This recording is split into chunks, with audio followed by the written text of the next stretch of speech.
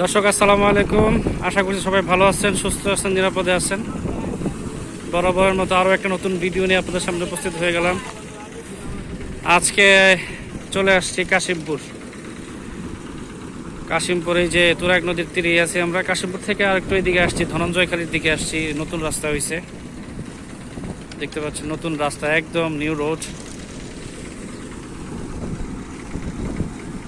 আজকে আমাদের কাজ তাড়াতাড়ি শেষ হয়ে যাওয়ার কারণে আমরা বের হইতে পারছি।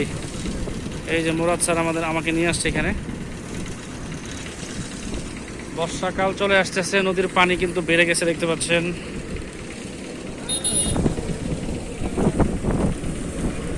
আজ থেকে 5 বছর আগেও এই এলাকার অবস্থা যেমন ছিল, এখন তার চেয়ে অনেক অনেক পরিবর্তন। নতুন রাস্তা, এই পাশে অনেক বাড়িঘর, অসম্ভব পরিবর্তন চলে আসছে। আমি আজকে এসে বুঝতে পারলাম যে এই কাশিমপুরের এইদিকে, এই যে ধনঞ্জয়খালীর দিকে,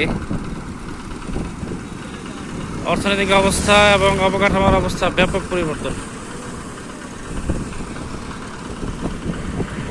চমৎকার লাগলো, সেই সুযোগে একটা ভিডিও করে নিলাম, আপনাদেরকে দেখালাম।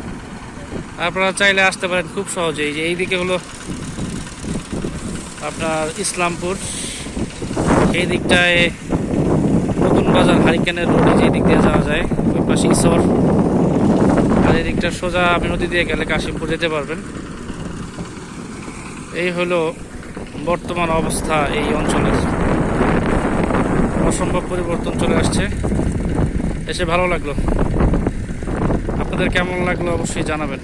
ধন্যবাদ সবাইকে। তুরাগ নদীর তীর থেকে সবাইকে